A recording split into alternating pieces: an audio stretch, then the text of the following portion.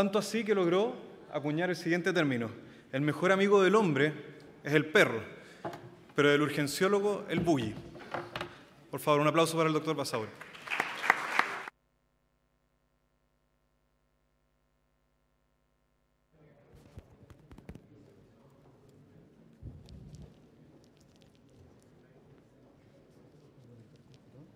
Sí.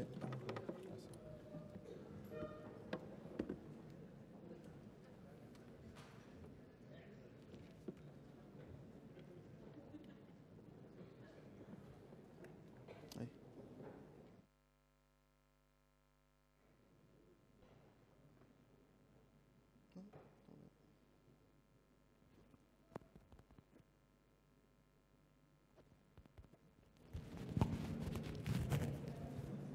¿Ahí? Sí.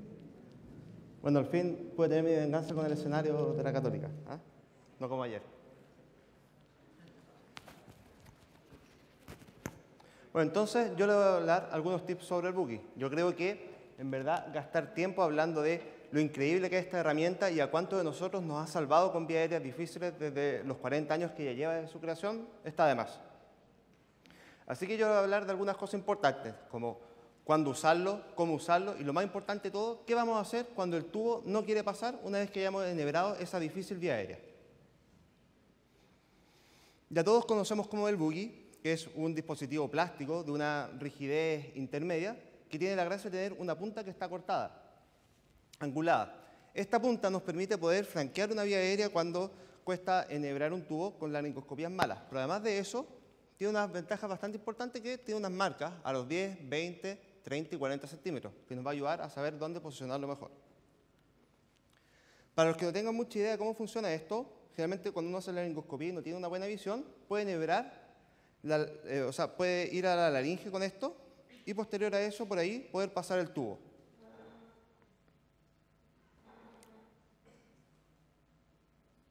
Ahora, vamos a las preguntas. ¿Cuándo ocuparlo? Lo ideal es, este dispositivo fue hecho para ser ocupado en laringoscopía CORMAC 2 o 3.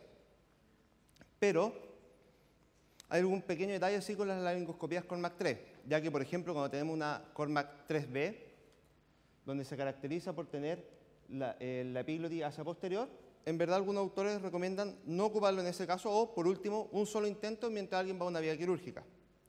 Lo mismo cuando tenemos una laringoscopía CORMAC 4.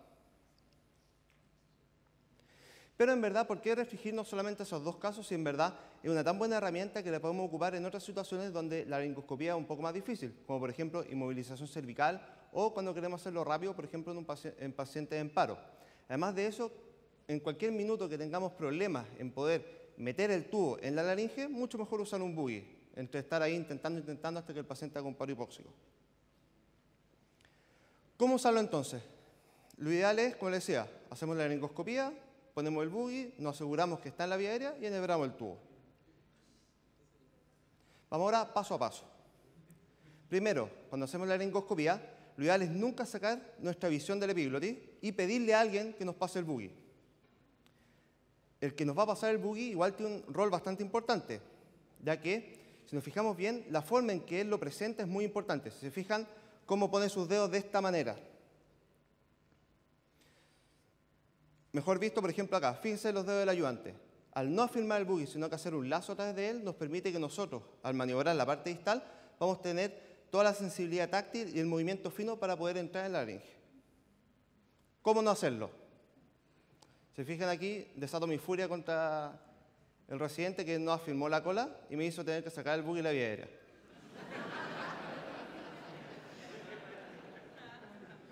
Luego de haber... Ahora, ¿cómo sabemos dónde está puesto el buggy? Tenemos una técnica que es la más ocupada, que en verdad tiene una sensibilidad de 90%, que es meterlo e ir sintiendo los clics que va haciendo la tráquea. Tenemos que tener en cuenta que como tiene esta punta angulada, eso es lo que va haciendo tope en cada anillo y es lo que sentimos. Pero no siempre podemos sentirlo. Entonces, la otra opción que tenemos es usar la técnica de hold-up, que sí tiene una sensibilidad de 100%. Para esto lo que hacemos es meter el buggy hasta que choque con la carina o con un bronquio. Esto generalmente es entre los 30 y 40 centímetros. Algunos sí pregonan que en verdad ocupar esta técnica es un poco riesgosa y deberíamos quedarnos solamente con el primero. Hay otros que dicen que no, que la vía aérea para nosotros es algo tan importante que deberíamos ir hasta el final.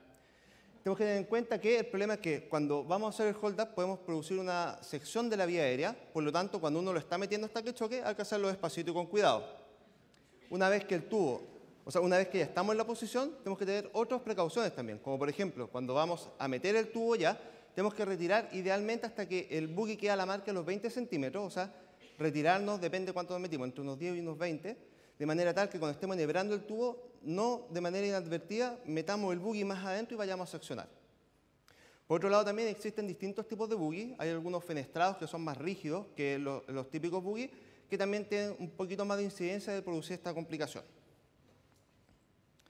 Ahora, ¿cómo metemos el tubo? Hacemos la laringoscopía y el ayudante enhebra el tubo y cuando llega a nuestro campo de visión de la laringoscopía, ahí nosotros pescamos el tubo y lo insertamos girando contra las manecillas del reloj. ¿Por qué hacer esto? Porque permitimos que se alinee de manera perfecta el bisel con la punta del buggy. Ahora vamos a la parte final, que es cómo podemos solucionar algunos problemas.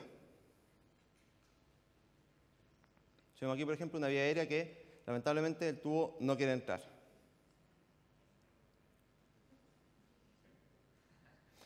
¿Por qué generalmente no quiere entrar?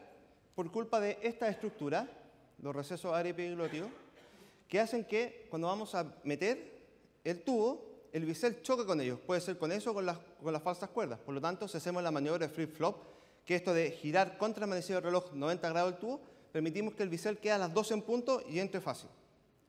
Con este paciente que no pudimos, finalmente giramos el tubo y logró entrar.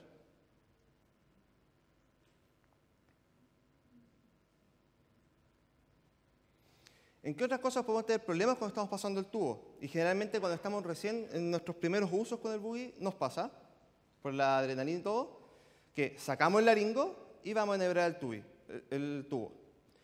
Cuando sacamos el laringo hacemos que todas las estructuras de la boca caigan y aprieten el buggy de manera tal que va a ser muy difícil poder permitir que el tubo se deslice por él. Lo va a estar tapando. Así que en verdad no hay que sacar el laringo, sino que sacar el tubo... No hay que sacar el laringo hasta que el tubo esté puesto.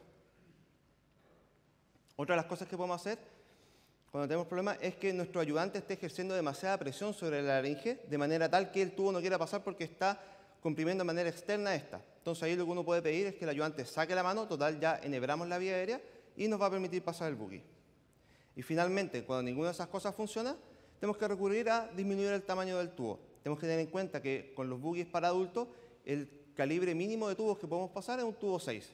Y generalmente nosotros nunca usamos tubo 6 para intubar, así que es muy probable que bajando el número vamos a poder por lo menos dejar ventilando al paciente. Ahora algunos tips extra. A veces uno tiene problemas con los ayudantes o no está muy experimentado y uno puede tener distintas técnicas, como por ejemplo ir al tiro con el tubo cargado. Algunos dicen que es mejor porque así evitamos, ganamos más tiempo de no tener que enhebrar el tubo, no evitamos un paso y no evitamos problemas.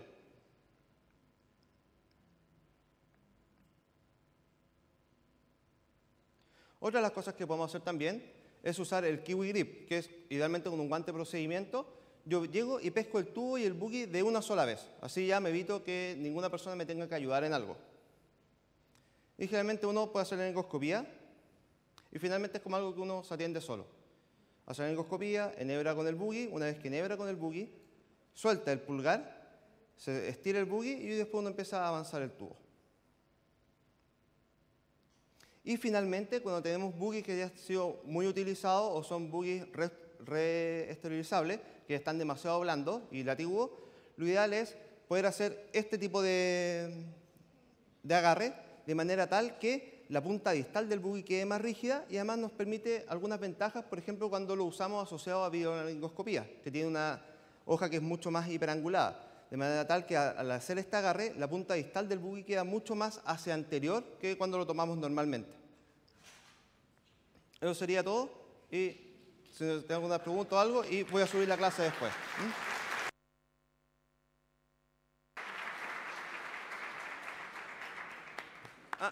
Se me olvidaba, pero hay una reunión de Xochimú después, para todos los que quieran ir.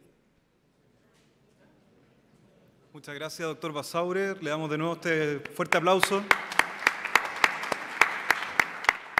Y les recordamos para los asistentes que son residentes de los programas de medicina de urgencia que están invitados a la reunión de Xochimilco, que es dentro de en uno de los salones de la Universidad Católica, dentro del primer piso en el hospital. Y para terminar, quiero recordarles a los que van a sumarse al after, que va a ser aquí, a las 7. Ahora, cuando ustedes salgan, nos dedicaremos a transformar el salón en otro lugar. Y mañana empezamos de nuevo a las 8. Les voy a pedir que traten de ser puntuales para que el presentador que parte a las 8 no parta hablando solo. Tenemos que hacer todo el tiqueo en la entrada y todo, así que para que lleguen un poquito antes. Que descansen, nos vemos mañana.